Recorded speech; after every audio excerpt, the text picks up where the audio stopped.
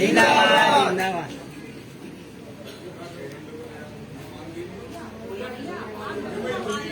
बोलिए जय जिनेन्द्र।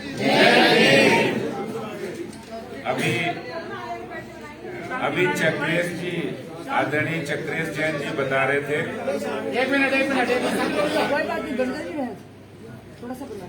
अभी आदरणीय चक्रेश जी बता रहे थे कि हम संख्या में कम है, तो मैं कहा संख्या में है कम, काम में है दम। यह है जैन धर्म की पहचान, संख्या में है कम लेकिन काम में है दम।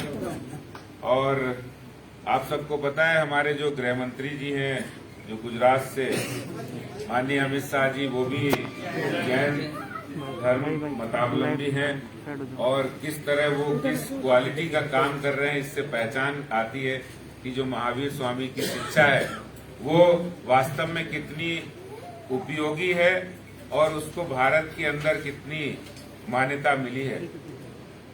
आज सबसे पहले मैं महावीर स्वामी जी की जन्म जयंती के अवसर पर, उनके अवतरण दिवस के अवसर पर आप सबको बहुत बधाई और शुभकामनाएं देता हूं। भारतीय जनता पार्टी के कार्यालय पर आप सब लोग पधारे हैं, इससे पार्टी की गरिमा, पार्टी की प्रतिष्ठा बढ़ी है और जो आपने ये ध्येय वाक्य, नीति वाक्य लगाए हैं, इससे बहुत कुछ संदेश भी ये पार्टी के अंदर और दिल्ली के अंदर ये संदेश यहाँ से जाने वाला है। महावीर स्वामी जी की शिक्षाएं यहाँ से जाने वाली है।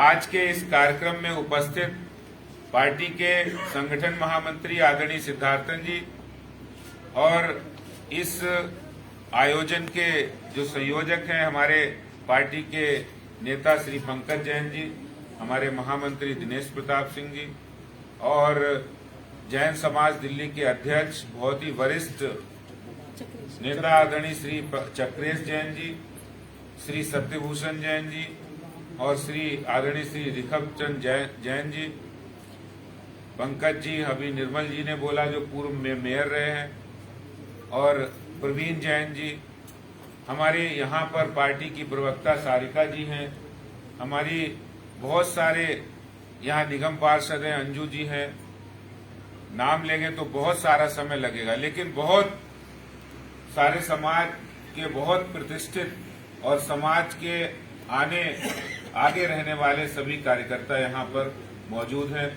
हमारे जैन समाज के साथियों, भाइयों और बहनों, देखिए भारत की पुरातन संस्कृति और उस वैदिक संस्कृति में जीने का एक मार्ग, और उस मार्ग को आज 2620 वर्ष हो गए उस मार्ग को जिसने दिया था, ऐसे महापुरुष जो देवतुल्य महावीर स्वामी जिनकी शिक्षाओं के बारे में हम लोग यहाँ पढ़ रहे हैं कि जियो और जीने दो, अहिंसा परमो धर्म।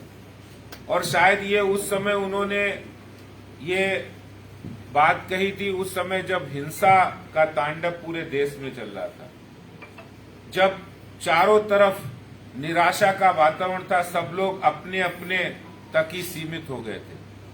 सब राजा जो थे वो अपने राज्य के अधिकार की लड़ाई लड़ने के लिए हमेशा एक दूसरे से संघर्ष करते थे, ईर्ष्या रखते थे, एक दूसरे के साथ उनका वैर भाव रहता था। और ऐसे समय में उन्होंने वो सिद्धांत प्रतिपादित किए जिस समय घोर अंधकार और घोर निराशा था। भारत उस समय एक ऐसे दौर से गुजर रहा था और शायद उसी के बाद धीरे धीरे भारत गुलामी के कालखंड में आया। और हम सब लोग ये भी जानते हैं कि सम्राट चंद्रगुप्त मौर्य भी जब उन्होंने अंतिम प्रयाण किया था, उससे पहले वो जैन मुनि बने थे और वो कर्नाटक की श्रावण बेला में वहां पर जाकर उन्होंने तपस्या की थी। तो जो महावीर स्वामी जी के संदेश थे वो कोई ऐसा नहीं कि भारत भूमि से अलग थे। जो भारत की भूमि से रचे बसे जो सिद्धांत हैं, उन्हीं सिद्धांतों को उन्होंने उस समय प्रमुखता दी, क्योंकि उस समय लोग उन सिद्धांतों से हट रहे थे। और उस सिद्धांत को आगे करके आज, जैसा अभी भाई ने कहा है कि क्या शुभ नाम है आपका, अमित जी ने बहुत सही बात कही है आज हम लोग देखते हैं कि बहुत जैन समाज ही नहीं, जो जैन मुनि जो प्रवचन करते हैं उनको हम आज गूगल के माध्यम से, यूट्यूब के माध्यम से सुनते हैं तो बहुत प्रेरणा मिलती है। वो राष्ट्रवाद की बात करते हैं, वो देश में स्वदेशी की बात करते हैं, वो देश के अंदर जो विधर्मी या जो लोग इस देश को तोड़ना चाहते हैं उसके खिलाफ युवा पीढ़ी को जगाने का काम करते हैं। इसलिए उन जैन मुनियों को भी हम दस्तक नमन करते हैं। जैन कोई ऐसा कोई धर्म ऐसा नहीं कि जैन एक पूरी जीवन पद्धति बन गया है, जहां हम बात करते हैं कि जैसे अहिंसा की बात करते हैं, सत्य की बात करते हैं, अस्तेय की बात करते हैं, अनासक्ति की बात करते हैं या ब्रह्मचर्य की बात करते हैं, तो वो एक अपरिग्रह, वो अनासक्ति हो गई। तो उसकी जब हम बात करते हैं तो वो एक जीवन पद्धति है, लाइफ स्टाइल है। और वो लाइफ स्टाइल आज समाज की, हमारी युवा पीढ़ी की जरूरत है, क्योंकि जिस तरीके से देश आगे बढ़ रहा है वो ये महावीर स्वामी जी के 5 सिद्धांतों को अपनाए बिना हम देश के अंदर तरक्की नहीं कर सकते, आगे नहीं बढ़ सकते।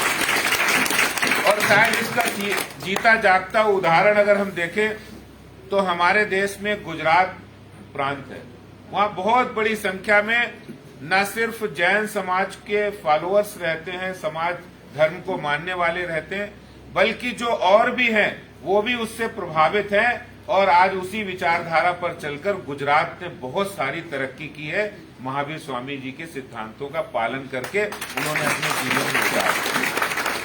और ये बात सही है, चक्रेश जी कह रहे थे कि हमारी संख्या कम है, लेकिन जहां भी हैं वो प्रभावी रूप से समाज को प्रभावित करने वाले हैं, लोगों को प्रेरणा देने वाले हैं।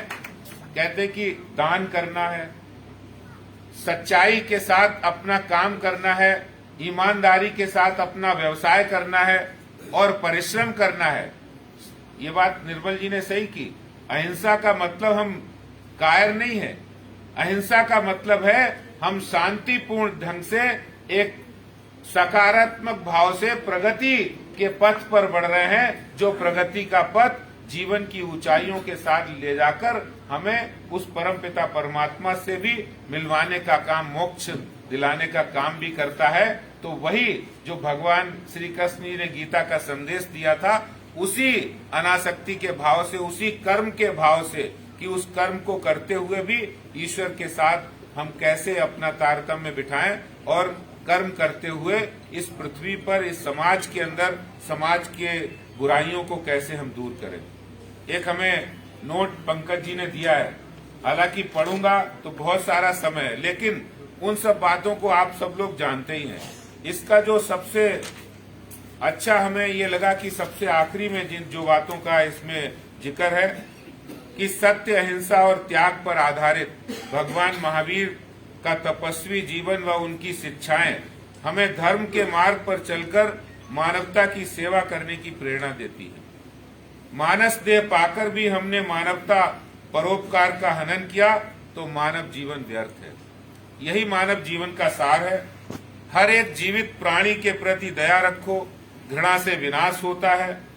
मनुष्य के दुखी होने की वजह खुद की गलतियां ही हैं, और जो मनुष्य अपनी गलतियों पर काबू पा सकता है, वही मनुष्य सच्चे सुख की प्राप्ति भी कर सकता है। कहते हैं जो क्रोध की बात है, तो क्रोध को शांति से जीतो और दुष्ट को साधुता से जीतो, और जो कृपण यानी कंजूस है उनको दान से जीतो, असत्य को सत्य से जीतो। सत्य, अहिंसा और त्याग के प्रति प्रतिपालक जैन धर्म के 24वें तीर्थंकर भगवान महावीर स्वामी जी ने जो उपदेश दिए, वो आज भी 2620 वर्ष पहले जो उन्होंने प्रतिपादित किए, वो आज भी उतने ही प्रासंगिक हैं जो आज 2620 वर्ष पहले थे। और दिल्ली के अंदर जैन समाज, अगर आप ये कहें कम है तो ये बिल्कुल गलत है। जैन समाज दिल्ली के अंदर बहुत संख्या में है, और आपने 83 में जो कोऑर्डिनेशन कमेटी की बात कही थी, वो आज आप उस 83 के बाद आज लगभग 27-28 साल हो गए, 40 साल हो गए। 40 साल के बाद आप फिर यहाँ भारतीय जनता पार्टी के कार्यालय पर हैं। अब दोबारा से एक कोऑर्डिनेशन कमेटी बन गई है, आप आ गए हैं और पूरा समाज यहाँ आ गया है। भारतीय जनता पार्टी के साथ जैन समाज कंधे से कंधा मिलाकर चलेगा, ऐसी पूरी हमें संकल्प है। क्योंकि जो प्रधानमंत्री जी की योजनाएं हैं, जो वो चाहे गरीब से गरीब व्यक्ति हो या व्यवसायी हो, हर किसी व्यक्ति को इस देश के विकास में अपना योगदान देने की प्रेरणा हमारे प्रधानमंत्री जी देते हैं।